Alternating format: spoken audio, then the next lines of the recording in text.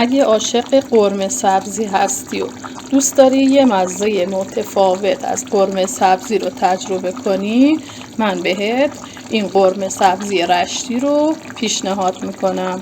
امروز با آموزش قرمه سبزی رشتی اومدم، یه غذای سنتی و خیلی جذاب از شهر زیبای رشت. پس تا آخر همراه هم باشین تا با هم دیگه این آموزش جذاب رو ببینیم. لایک و سابسکرایب فراموشتون نشه. مواد لازم برای قرمه سبزی رشتی: مرغ داریم 4 تا تیکه. شما میتونید به اندازه نفراتی که هستین هر کدوم 1 تا 2 تیکه مرغ بذاریم. سبزی داریم که من اینجا از سبزی خشک استفاده کردم، سبزی خشک قائنات. به ازای هر نفر 1 قاشق غذاخوری سرپر سبزی خشک نیاز داریم. اگه خواستین از سبزی سرخ شده استفاده کنید 200 تا 300 گرم. بادمجان داریم 4 عدد. گوجه، من اینجا از گوجه گیلاسی استفاده کردم، حدود 10 تا. شما میتونید از گوجه معمولی هم استفاده کنید. 3 تا حبه سیر، 1 پیاز نگینی خرد شده متوسط، لوبیا چشم بلبلی که من از قبل خیس کردم. من داخل سبزی میخوام یکم شنبله خشک بریزم که 10 دقیقه آخر قراره بریزم. نمک، فلفل، زردچوبه، آبپوره و زعفران. خب اولین کاری که انجام میدیم، اینجا میایم یه مقدار از نمک، زردچوبه و فلفل و یکم زعفران رو به مرغامون میزنیم. مرغامون رو مزه دار میکنیم و کنار میذاریم. بذارید مرغاتون حدود 1 ساعت تا نیم ساعت با ادویه ها و زعفران کاملا مزه دار بشه. مرغامون رو میذاریم کنار تا مزه دار بشه. اینجا لوبیای چشم بلبلی که از قبل خیس کرده بودیم میذاریم جدا بپزه با یکم آب. بهتره لوبیا رو حتما از قبل خیس کنیم. لوبیا رو بذاریم با یه مقدار آب کامل بپزه. اگه لوبیا رو بخوایم داخل غذامون بریزیم باعث کدر شدن رنگ غذامون میشه. لوبیا رو میذاریم جداگونه بپزه. حالا نوبت بادمجوناست. بادمجونا رو هم پوست میکنیم، نمک میزنیم و میذاریم کاملا تلخی بادمجونامون گرفته بشه. بهتره از بادمجونای ریز، قلمی و مشکی استفاده کنید. سر بادمجونا رو نگیرید تا بادمجونتون هنگام پختن از هم دیگه نباشه. برای انتخاب بادمجان از بادمجونایی استفاده کنید که تنه نرم. میبینید که من اینجا اگر تنه بادمجان رو فشارش بدم خیلی نرمه، سفت نیست، مشکی و ساقه تقریبا بزرگی داشته باشه، پهن و ضخیمی داشته باشه. بادمجونا رو به همین صورت پوست میکنیم و به همون روشی که بهتون گفتم داخل نمک میذاریم تا تلخی بادمجونا گرفته بشه. شما میتونید هم یه برش وسط بادمجونا بدین، هم میتونید چند تا برش رو تنه بادمجونا بدید. اینجوری بادمجونتونم کمتر از هم میپاشه و تلخی بادمجونم بهتر در میاد. خب بعد از اینکه بادمجونا آماده شدن میذاریمشون داخل یه نایلون فریزر. روشون نمک میریزیم و اجازه میدیم حدود نیم ساعت بادمجونا بمونن. در نایلون رو محکم ببندین و بذارینش کنار تا بادمجوناتون تلخیش گرفته بشه.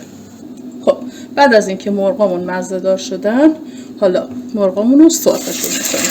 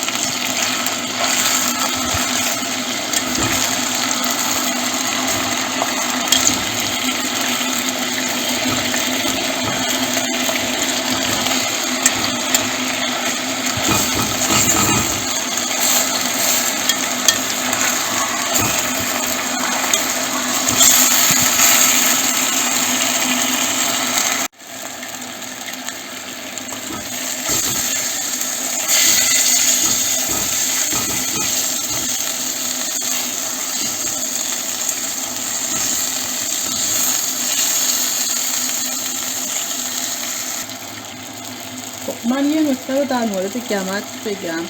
شما زمانی که میخواین از گمج استفاده کنین حداقل 5 دقیقه قبل از اینکه بخواین غذا رو داخلش بریزین گمج رو بذارین روی حرارت خیلی کم تا کاملا داغ بشه و موقعی که قرار آب اضافه کنین از آب ولرم یا داغ استفاده کنین.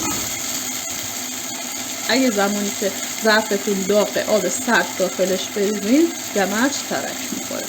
خب بعد از اینکه مرغامون سرخ شدن از داخل تاوه مرغامون از داخل ظرفمون درش میاریم و داخل همون ظرف پیازای نگونی خوب شدهمون رو اضافه میکنیم. پیازاتون رو تفت بدین تا یکم برشته و طلایی رنگ بشه. یکم که پیازامون سبک شدن باقی ادویه ها و نمک رو به پیازامون اضافه میکنیم و تفت میدیم تا عطر ادویه ها بلند بشه. اگه خواستین از سبزی تازه استفاده کنید حتما سبزیتون رو کاملا سرخش کنید، چون مزه قرمه سبزی رشتی به اینه که سبزیش کاملا سرخ بشه. خب اجازه میدیم پیازامون یکم سرخ بشن و یکم هم پخته بشن. خب پیازا که یکم سرخ شدن سبزی رو اضافه میکنیم. من اینجا از سبزی خشک استفاده میکنم پس نیازی به تفت دادن زیاد سبزی ندارم. اگه شما از سبزی تازه یا سرخ شده استفاده کردین یکم همراه پیاز تفتش بدید. یکم که سبزیمون رو تفت دادیم حالا آب رو اضافه میکنیم. همونطور که گفتم از آب ولرم استفاده کنیم.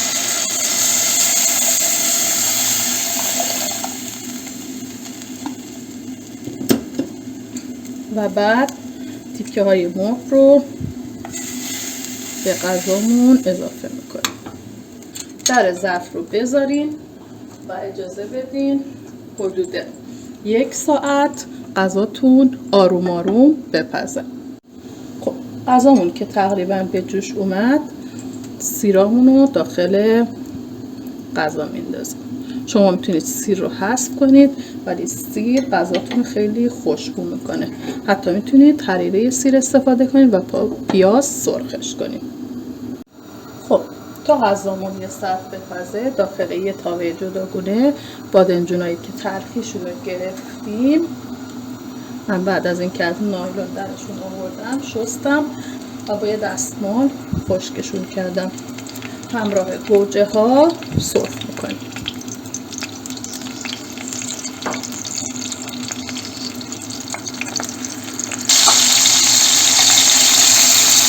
گوجه ها که یکم تفت شدن از داخل تاوه درشون میاریم و بادمجونا رو سرخ.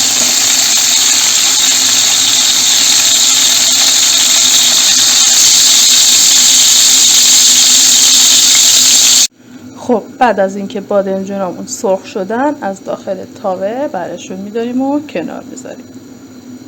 بعد از اینکه لوبیای چشم بلبلیمون به این صورت پخت داخل سبد بریزید تا به اضافیش گرفته بشه. 1 ساعت از پخت مرغمون گذشته. الان میایم شنبلیله‌ای که داشتیم به همراه لوبیا چشم بلبلی که پختیم به غذامون اضافه میکنیم. حتما لوبیاتون رو بذارید کامل بپزه و آبش رو کامل داخل سبد بگیرید. بعد از اضافه کردن لوبیا و شنبلیله اجازه بدین حدود 40 دقیقه دیگه خورشتتون آروم آروم بجوشه تا جا بیافته. خب 10 دقیقه آخر پخت غذامون میایم بادمجونا، گوجه و آب قوره رو به غذامون اضافه میکنیم. در ظرف رو میبندیم و اجازه میدیم حدود 10 دقیقه تا 1 ربع دیگه غذامون بجوشه تا کاملا خورشتمون آماده بشه. خب اینم از قرمه سبزی رشتیمون که آماده شد. بهتون توصیه میکنم حتما این قرمه سبزی ویژه و خیلی جذاب رو درستش کنید. مرسی که تا آخر همراه من بودین. خوشحال میشم که پیج ما رو به دوستانتون هم معرفی کنین تا اونا هم بتونن از آموزش‌های ما استفاده کامل رو ببرن. این قرمه سبزی خوشمزه برای اونایی که عاشق قرمه سبزی هستن واقعا یه مزه جذاب و متفاوت داره. کلی آموزش غذاهای سنتی از شهرهای مختلف هست که میتونید با مراجعه به اونا انواع غذاهای سنتی از شهرهای دیگه ایران رو هم ببینین و آموزش‌های کامل رو با تمام نکاتش براتون گذاشتم.